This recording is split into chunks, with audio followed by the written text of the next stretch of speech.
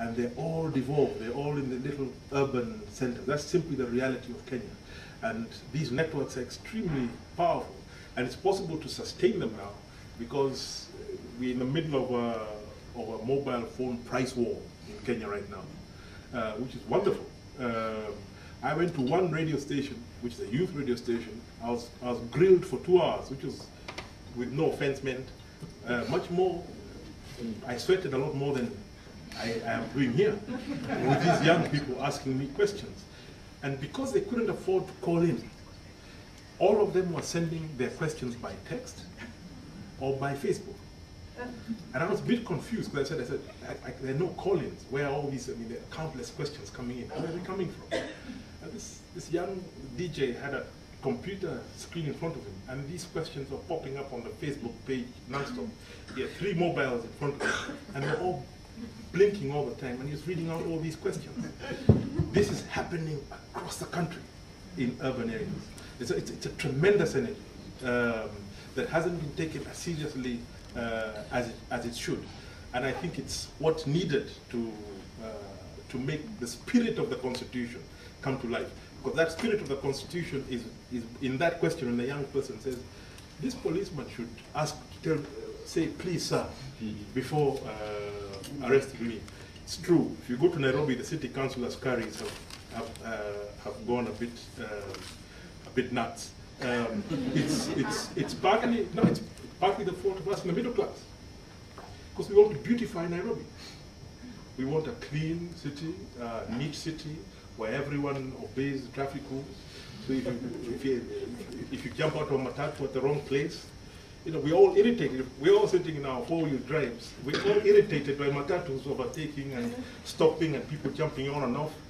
So the city council has cracked down and ends up arresting, they're implementing some very ridiculous bylaws. Some of the bylaws, and by the way, one of the pieces of legislation that has to be passed within the year is to change that,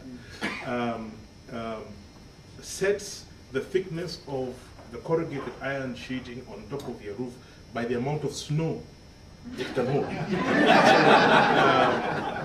So there are contradictions. And one would like to think that those would be worked out. It's not going to be an easy process. And, you know, yes, guys are getting thrown in. We saw it in 2007. I wasn't there, but I remember when a lot of young people were being killed when the government cracked down against the Mungiki group. A lot of young men, especially around a place called Kosovo in Madare, got killed.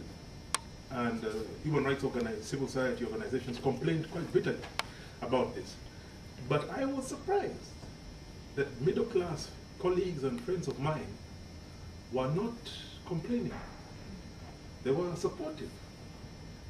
They were quite saying, no, it's good they get rid of this.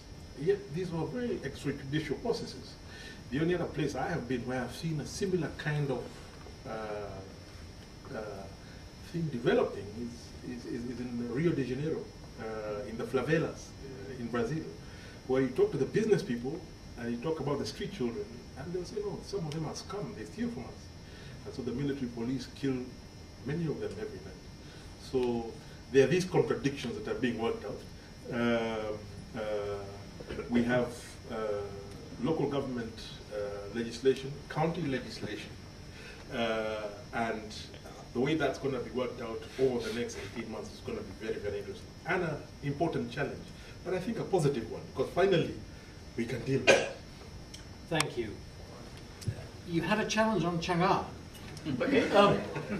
Well, it's apposite. This is, yes, again, an interesting case of information and misinformation. People say Chang'an was legalized. Not really. The Chang'an Prohibition Act has been repealed, but the production and sale of alcohol remains subject to legal restrictions. You have to have a license to make alcohol, you have to have a license to sell it.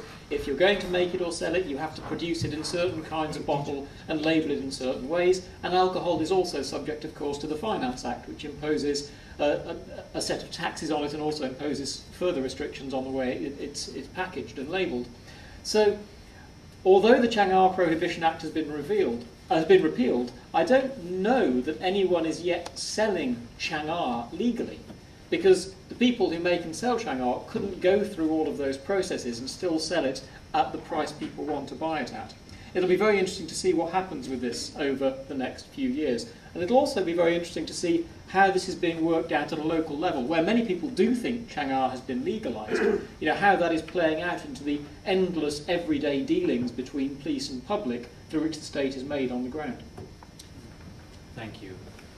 I'm really grateful to all of you for your questions. I'm getting lots and lots of siren voices, signals, waving fingers from Uganda and other places, tempting me to go for another round, but we really can't, I'm sorry to say. But I would like to ask John Githongo kindly just to say very briefly, if you would, John, something about the Inuka Trust.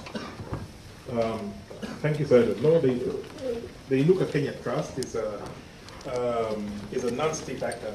It was created out of the travels that I spent 1 year traveling around the country, living amongst people, and came back to Nairobi convinced that there was the energy amongst the Kenyan people for them to bring about change in their own lives. Based around 3 basic values. Number 1, heshima, which is the opposite of madarao, because one of the most powerful, heshima means respect, madarao means contempt, very crudely put. Is a powerful, one of those powerful narratives in Kenya today, this narrative of madarao, especially along ethnic lines, and in some places along religious lines. Number 2, second value for us is diversity, celebrating Kenya's diversity, but via aggressive inclusivity, reaching out to the marginalized groups, to reaching out to groups that have historically been left out. And the third value is being Misisi. It's us. It's us who own the problems. It's us who are gonna come up with solutions. It's a volunteer-based membership organization. It's devolved. Again, this was one of the lessons that if you had to do something, for it to succeed, it must be devolved, it must be demand-driven and owned by the people out in the various parts of Kenya. It's fortunate now we are sort of redesigning our strategy along the county lines, because we have 47 counties.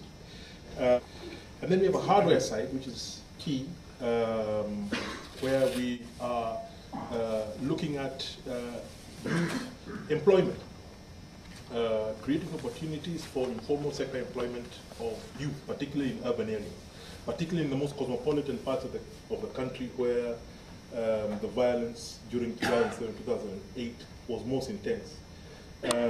And finally, I'm proud to say this initiative was initiated, supported by the Kenyan private sector. And it's them who came forward. Our chairman, I believe, is here. I don't know, Karim, are you in the room? Karim Anjarwala, the chairman of Inuka Kenya Trust, Kenya's top corporate lawyers, one of the biggest firms in the region. Again, it was one of the lessons that we learned going around the country, is that if you're going to start something like this, private sector must be involved. And everything we've done up to now, we drag in the private sector. It's us who must solve these problems. That's perhaps why I'm not as pessimistic. One thing I can say is that the constitution that we have, if you look at it, will lead to the creation of a nice liberal democracy. That won't happen. It's not going to happen. It's going to be a mongrel kind of democracy, but it will be ours. That's the key. It will be ours. It will be ours. We'll have made it, and so long as we are living peacefully, we dislike each other once in a while, we steal, which we have got to deal with, but it's ours. That is the key. But we're not, a liberal democracy is not going to result from the process that we're about to enter into. I've made my peace with that. I've also made my peace with the fact that we may have some violent incidents, episodes, in the next few years as we try to implement this, because there are going to be people who are going to oppose it. Again, that's